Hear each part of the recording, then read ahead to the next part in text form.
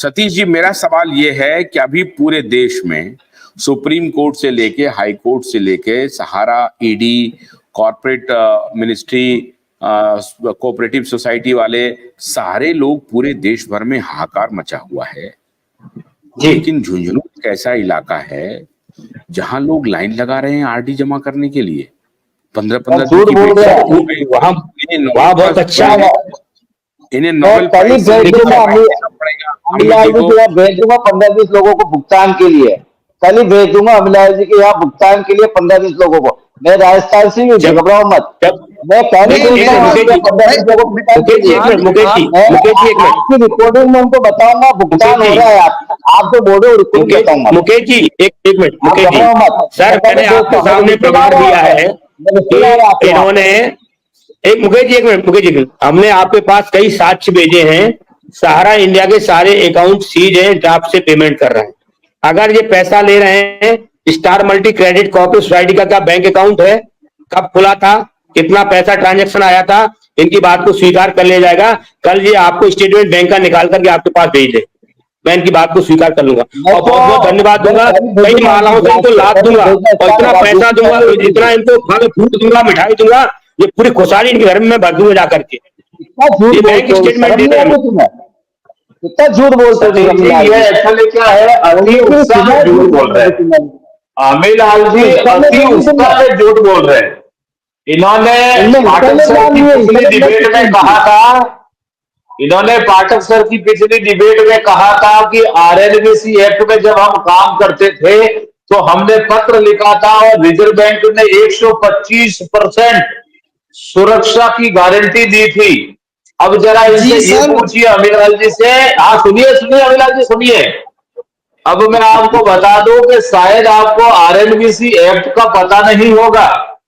आरएनबीसी act वो act था जिसके तहत जमा रकम और उस पर देय ब्याज का 80% सरकारी अनुभूतियों विभूतियों में जमा कराना था और 20% संस्था अपने विवेकानुसार निवेश करती थी। अब मुझे एक चीज बताइए, जब आप गवर्नमेंट की प्रतिभूतियों में 80% जमा करवाते हो और गवर्नमेंट और आरबीआई नियामक इतना पागल है कि आपको 125% की सुरक्षा देगा, क्या बात कर रहे हो। एक मंच पे जो हिंदुस्तान देख रहा है, उस मंच पे आकर आप झूठ बोलते हो, कितनी शर्म की बात है अविनाश जी।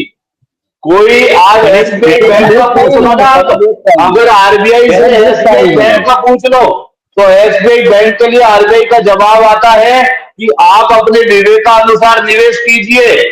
आज बैंक की गारंटी को लेने को तैयार नहीं है। आप अपने विवेक से लगाइए, आपका पोस्ट ऑफिस में धन 100% ये पहले कह चुके हैं कि हम सहारा के प्रबंधन 2018 में बने, उस समय हम कार्यकर्ता थे, ये पहले स्वीकार कर चुके हैं। तो खुद को ये मालूम नहीं है कि पिछले शब्दों में हमने क्या कहा था, आज हम क्या कह रहे हैं और आगे क्या कहेंगे। ये खुद अभी कह रहे थे हम आरडी करते नहीं है और अभी पाठक के सामने स्वीकार किया है कि 15 दिन की हमारे यहाँ वेटिंग चल रही है। अभी इन्होंने कहा मैं आरडी करता नहीं हूँ, बात करूं।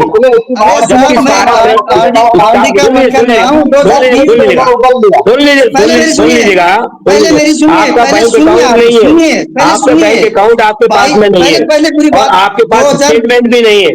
आप विगत साक्ष्य के साथ बात रखते हो, ऐसा मत करिए प्लीज। आपसे अनुरोध करता हूं, देश के निवेशक बहुत परेशान हो रहे हैं और बहुत दुखी हैं, आप उनको ऐसे मिसगाइड मत करिए।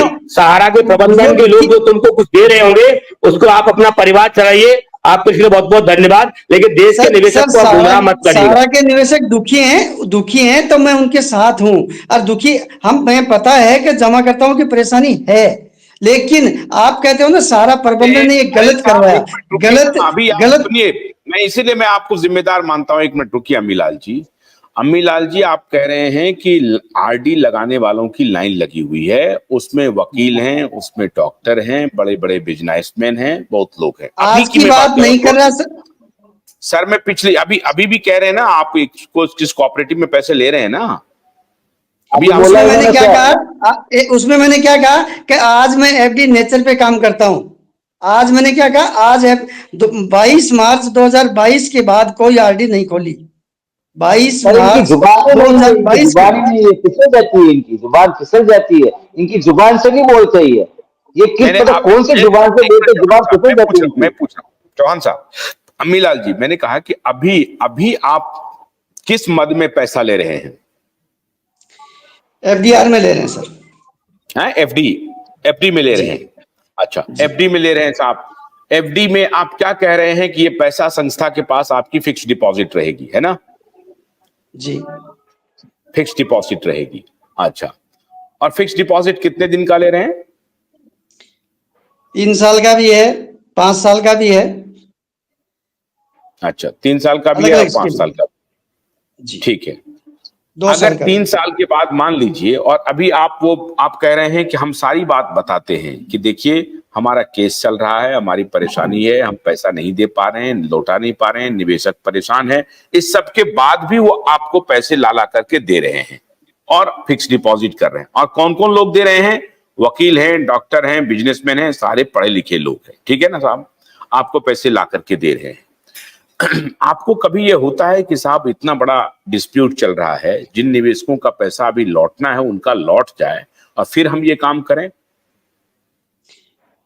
2022 तक डिपॉजिट हुआ है, उसके बाद भी जमा हुआ है, और उसमें आप अगर चाहो तो मैं एक निवेशक से मिला सकता हूँ, वो साथी आए, लेकिन कुछ चीजें ऐसी होती हैं सर जो लिए नहीं होती हैं। बाकी हम सहारा के निवेशक परेशान हैं, उनके साथ हैं, डिफिशिएंसी दूर करवा रहे हैं, और जो नियम कानून गवर्नमेंट के हैं उनके तहत काम करते हैं। और ये लोग कह रहे हैं ना कि 14 लाख का ब्रांच मैनेजर ने निकाल लिया, तो वो सहारा ने नहीं कहा, वो ब्रांच मैनेजर ने कहा है।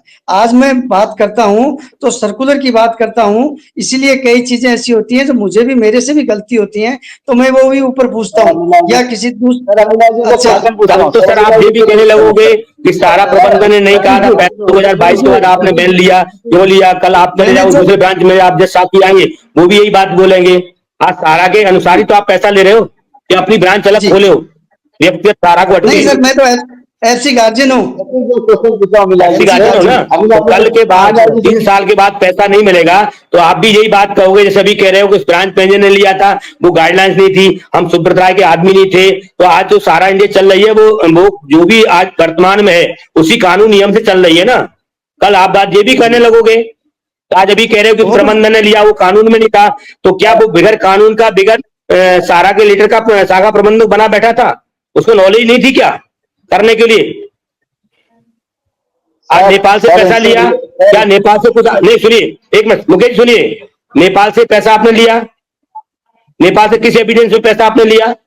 नेपाल के मेरे पास कई सर्टिफिकेट आ चुके हैं, कई एविडेंस आ चुके हैं, और आपने क्या किया? सुन लीजिएगा, एक मिनट सुन लीजिएगा सर, सुन लीजिएगा।